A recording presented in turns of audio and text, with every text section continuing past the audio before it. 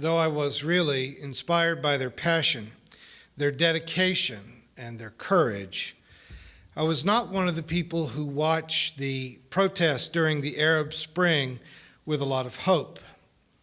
My 1 week in Egypt nearly 20 years ago hardly qualifies me as an expert, but I was pretty sure that the massive public protests bent on ousting the secular military government of Hosni Mubarak would not necessarily lead to anything any better for Egyptians. Angry people tend to overcorrect. If they're mad at one kind of government leadership, they will often race to embrace the far extreme at the other end of the spectrum, and will find out, as they certainly have in Egypt, that they despise that even more. The strongly anti-Semitic and anti-Western Muslim Brotherhood looked like it might be a cure to the excesses of Hosni Mubarak, but to the protesters in Tahrir Square at that time, there didn't appear to be a middle path. As I had feared the excesses of what was evidently the first democratically elected government in Egypt in 5,000 years, Mohamed Morsi, turned out to infuriate Egyptians more than a dictatorship under military rule. Because democracy is really not an easy thing. Democracy has to mean more than the tyranny of the 51% vote. The Muslim Brotherhood had long been denied any fair representation at the table of power in Egypt, and once they managed to win a 51% vote in the ballot box, they gave themselves permission to wield absolute power in which they jailed, tortured, and even murdered their political opponents. Now, in the United States, we have more than 2 centuries of experience in democracy, and though we tend to be more subtle about it, we're still not a lot better at it than they are. In 2013, we are in possession of 2 houses of Congress that are more ineffective, more paralyzed than in any time in American history, modern history at least. Democrats control the White House and the Senate. Republicans control the Congress, and as odd as I find to say it, Republicans control the Supreme Court. It shouldn't be that way, but it apparently is. When I see Mitch McConnell, the senator from my home state, talking about anything President Obama wants to do, I get the distinct sense that McConnell just doesn't believe that our freely elected and then re-elected president has the right to be president. There is a level of contempt that you hear in his words that makes you think that McConnell feels that Obama is somehow just beneath him, and that his mere presence in the White House is a personal insult. So that, like many of my fellow liberals, I'm generally inclined to return the favor and feel very much the same way about Mitch McConnell. But that is exactly the kind of contest of contempt that has set Egypt and Syria on fire. There has to be a better way. Still, there's clearly some point at which gridlock becomes something more than mere obstructionism. At some point, it starts to look like treason.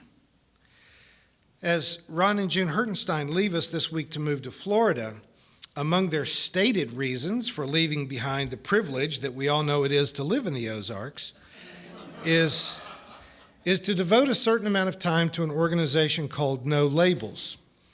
No Labels is striving to create a problem-solving conversation among politicians of both stripes, the ones that are at least able to see beyond the partisan divide to actually work on meaningful solutions and to actually govern the state.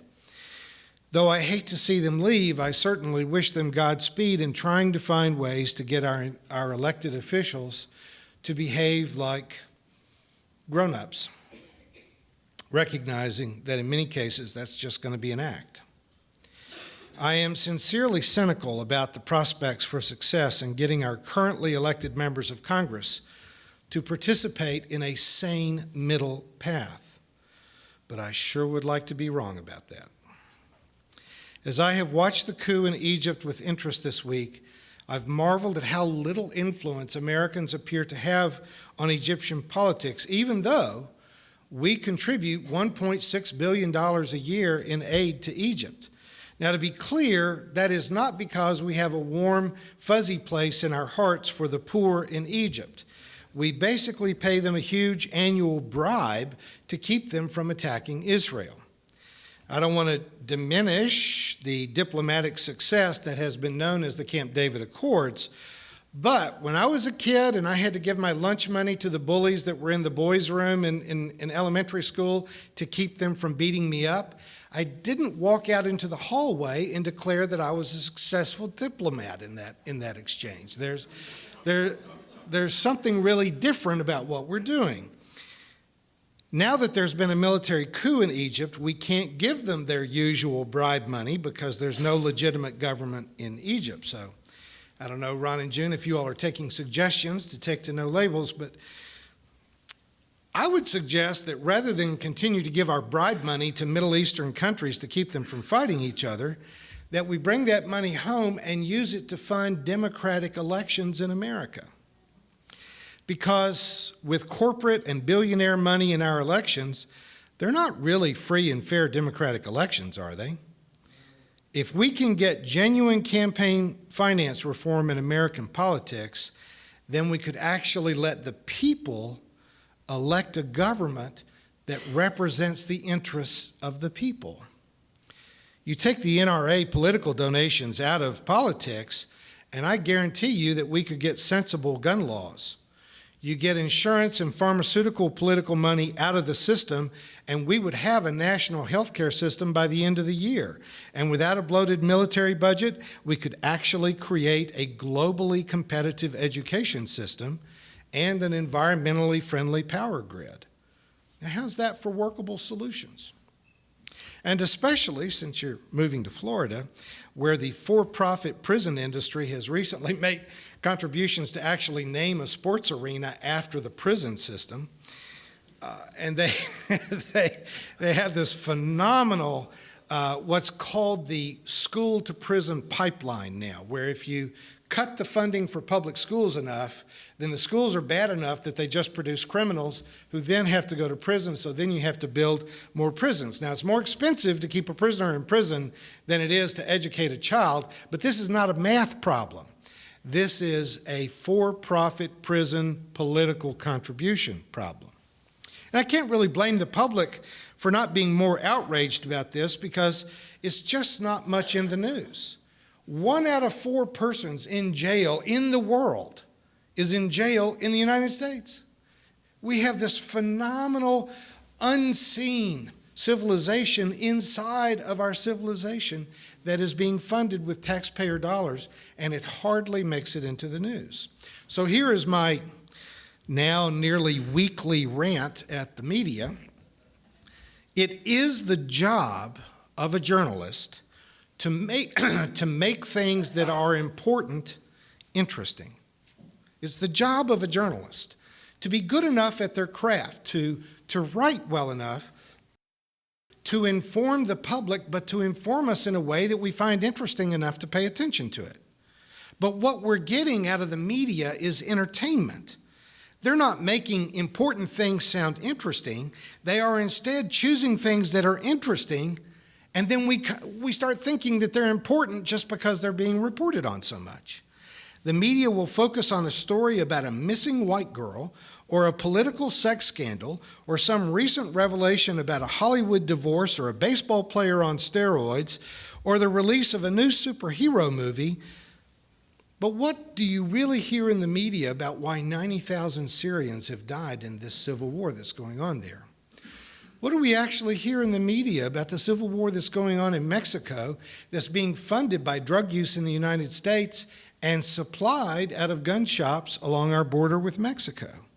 You aren't being told which corporations are funding political campaigns of your senators and your members of Congress, or even being told why grocery stores won't let you know what they're putting in the foods that you buy.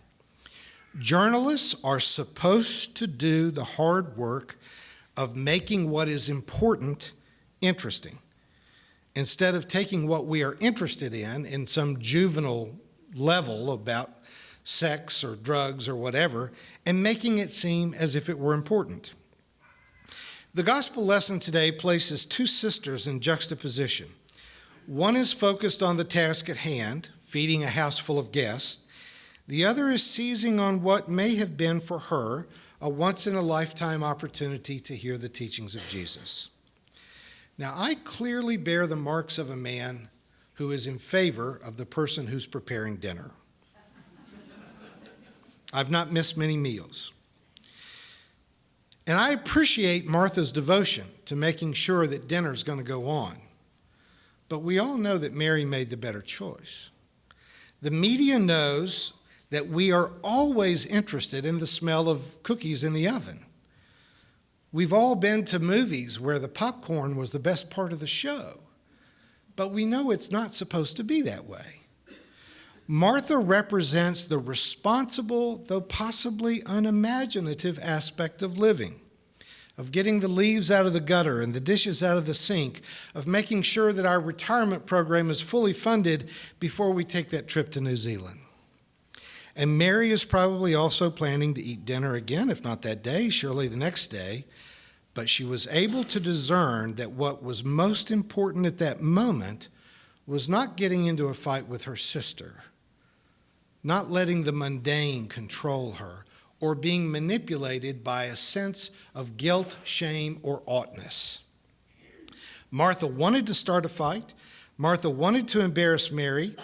Martha wanted Mary to be more like Martha, which in Martha's mind was the only decent way to be.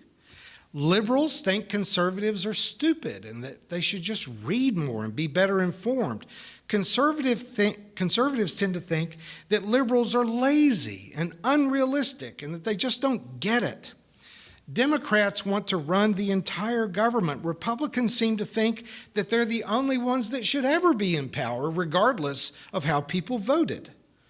Somewhere between the ignorantly unaware and the angry arsonist, there is an intelligent middle way. Now, I accept that in my 22 years as an opinion writer and the news leader that I have become personally something of a cartoon character. It's my job to write columns that are sufficiently provocative for people to pause during their morning routine to read my 500-word screed. But I know that if I tried to talk to my friends in the same tone of voice that I write those columns, that I wouldn't have any friends. Here in the still contemplative environment of our church gatherings, what we should be about is finding out what is true. We never fail to speak due to a lack of courage. I never think that the church should want peace without justice. We have to be devoted to saying what is true and let the chips fall where they will. We never want to settle for peace without justice, but we do not want to let our anger or our passion for justice lead us to such extremes that we cut off conversation with those with whom we disagree. Once communication stops, so does learning, so does progress. We see that embodied in our own Congress. If they will not speak with civility to each other, nothing good happens. I'm not a moderate, and I'm not encouraging you to be either. There's a difference between what's called middle of the road or what the Buddha called the middle path. We have to remember as well that Jesus was certainly not crucified for being a moderate. Peace without justice is just surrender. I mean, if we had a third banner up here, I would want to put that on it. To choose peace over conflict, even if you are settling for injustice, is not adequate. We're interested in justice, but men and women, we can't mistake revenge as the pursuit of justice. We are interested in justice, but we don't need to set the whole of the institutional church or the government or even the banks on fire. Now, Bank of America, We're interested in justice, but we want to get there as sane, intelligent people of character. And when we get there, if we do it right, even our opponents will be able to agree that we have arrived at the right place.